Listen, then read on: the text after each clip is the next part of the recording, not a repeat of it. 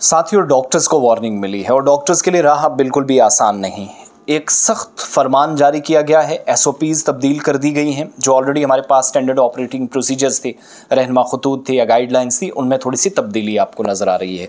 वो इसलिए क्योंकि एसएमएचएस हॉस्पिटल एक मरकज़ी अस्पताल की हैसियत रखता है श्रीनगर में, एक बड़ी आबादी को कैटर करता है। उस अस्पताल एक बड़ी आबादी को संभालने वाला अस्पताल एसएमएचएस, जहाँ डॉक्टरों के दरमियान और मरीजों के दरमियान कुछ झड़प हुई और वो मामला अपनी जगह था, लेकिन जूनियर डॉक्टर उठे, रात को गेट बंद कर दिया, दरवाज़ा बंद करके अस्पताल में स्ट्राइक शुरू कर दी। लेकिन ये सब नहीं कर सकते, इसलिए क्योंकि ये लोग क्या कर सकते हैं सिर्फ मैं उतना बताऊंगा, बाकी इन लोगों पे छोड़िए। डॉक्टर्स के साथ गलत हो तो बड़ी हवा में, पिछले दिनों जीएमसी में गलत हुआ तो हमने इनके फेवर में स्टोरी की, लेकिन जब ये गलत करते हैं, हुकूमत ने खुद बात तस्दीकी के कवायद के ख़िलाफ़ इन लोगों ने काम किया, तो ज़रा वो बात भी सुन लीजिएगा। इस एसएमएच हॉस्पिटल या श्री महाराजा हरि सिंह हॉस्पिटल, इसमें जो कुछ हुआ इस इंसिडेंट के बाद अथॉरिटीज़ ने बड़ा सख्त एक्शन लिया है। एक तो जो सीनियर डॉक्टर्स हैं वो रात के वक्त में मौजूद रहेंगे, लाजमी करार दिया गया है वज़ीर सेहत सकीना इत्तो की तरफ से। सीनियर डॉक्टर्स, जूनियर्स नहीं, समझिएगा। एमरजेंसी, ऑपरेशन थिएटर, ओपीडी कोई भी बंद नहीं कर सकता, और अगर करेगा this is totally unjustified and intolerable and he has to pay the price. जिसने फैसला लिया वो इसके लिए भुगतेगा भी, सकीना इत्तो ने साफ कर दिया। 15 दिन की इंक्वायरी, 15 दिनों में रिपोर्ट आएगी। हॉस्पिटल बंद किया गया, जो इंसिडेंट हुआ, तहकीकात, इसमें तहकीकात का हुक्म दे दिया गया है और 15 दिनों के अंदर ऑर्डर्स के बाद रिपोर्ट सामने लानी है। और एक तो गेट किसने बंद किए, पेशेंट्स को क्यों नेगलेक्ट किया गया, वायलेंस क्यों हुई, इन सब चीज़ों को बताने के लिए 15 दिनों में रिपोर्ट में सारी चीज़ें क्लियर करनी होगी। नई पॉलिसी जारी कर दी जाएगी बहुत जल्द, और कहा गया कि पेशेंट केयर सिस्टम के साथ कोई कॉम्प्रोमाइज़, कोई समझौता किसी भी सूरत में बर्दाश्त नहीं किया जाएगा। अकाउंटेबिलिटी या जो शफाफियत और एहतसाब की बात है तो सबके लिए बराबर है, सीनियर हो या जूनियर डॉक्टर्स हों, और डॉक्टर से मिनिस्टर तक, ये खुद वज़ीर सेहत ने कह दिया है। डॉक्टर्स किसी भी तरीके से इम्प्यूनिटी एक्ट नहीं कर सकते, अपनी मर्जी से फैसले लिए फिर जूनियर डॉक्टर्स इस तरीके से, हर किसी को जवाब देना होगा इस बात को, और कानून के दायरे में रहकर कोई भी इक़दाम करना गुनाह नहीं है, लेकिन कानून से ऊपर कोई भी नहीं है, साफ कर दिया गया। अब आ जाइएगा, जो रेस्पॉन्सिबल हैं, जो जिम्मेदार हैं, अस्पताल बंद किया गया उस वायलेंस वाले इशू के बाद, जिम्मेदार कौन है, उस पर कार्रवाई तो होगी, लेकिन अपनी मर्ज़ी से ऑपरेशन थिएटर को, अपनी मर्ज़ी से ओपीडी सर्विसेज को, अस्पताल को, गेट्स को बंद कर दिया जाए, इमरजेंसी को बंद किया दिया जाए, इस पर कार्रवाई होनी चाहिए और ऑर्डर्स भी दे दिए गए हैं।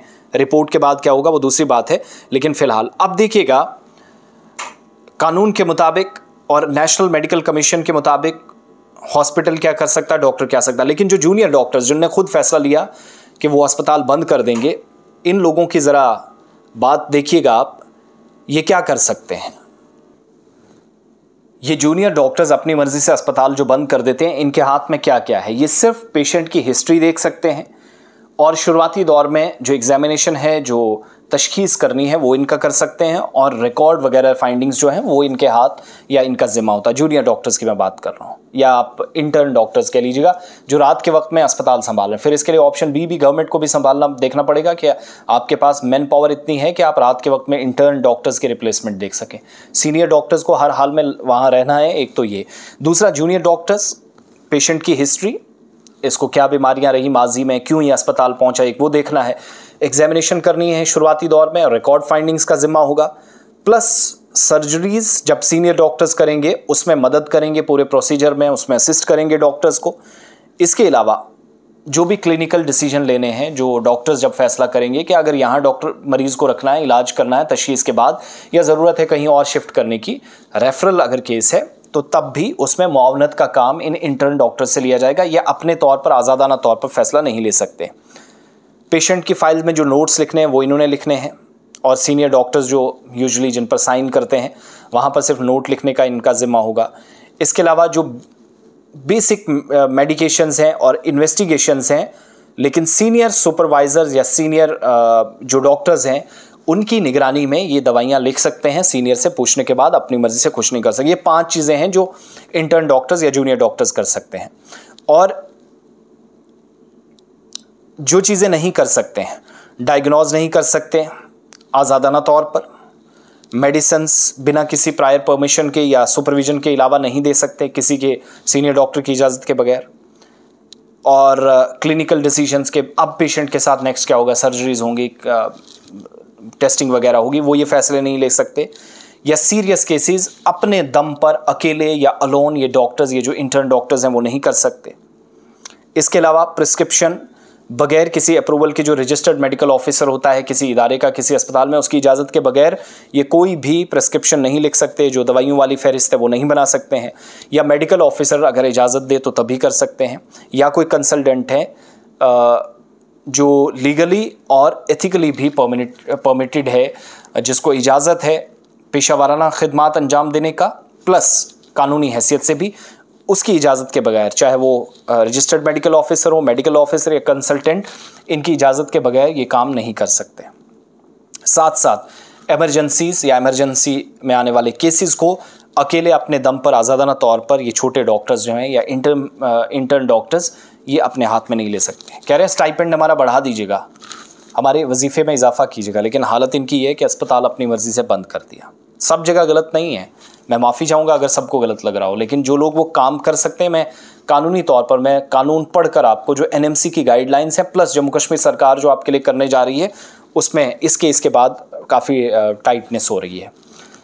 अब जो रूल्स हैं अस्पतालों के लिए नेशनल मेडिकल कमीशन के, उसमें जो इंटर्न्स हैं वो कम्प्लीटली या फुली लाइसेंस प्रैक्टिशनर्स नहीं हैं, वो अपने दम पर आज़ादाना तौर पर फैसले नहीं ले सकते, वो अभी भी ट्रेनी हैं, they are still under training and their clinical work is a part और सुपरवाइज्ड लर्निंग। जो वो कर रहे हैं उनको लग रहा होगा कि हम डॉक्टर बन गए, लेकिन वो सारी चीज़ें सुपरविजन में हो रही होती है, सीनियर डॉक्टर्स के, मेडिकल ऑफिस के, या रजिस्टर्ड मेडिकल ऑफिसर या कंसल्टेंट्स या सीनियर डॉक्टर्स की निगरानी में।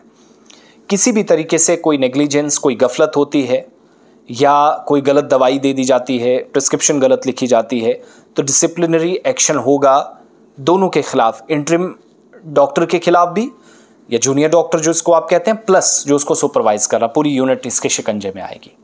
राइट नाउ ये हालात हैं कि सख्ती बरती जा रही है और तहकीकात का हुक्म दे दिया गया है SMHS हॉस्पिटल वाले इंसिडेंट के बाद, लेकिन डॉक्टरों पर सख्ती आ रही है और डॉक्टरों के लिए वार्निंग जारी कर दी गई है। कवायद में या जो तब्दीली है वो गाइडलाइंस में होने जा रही है।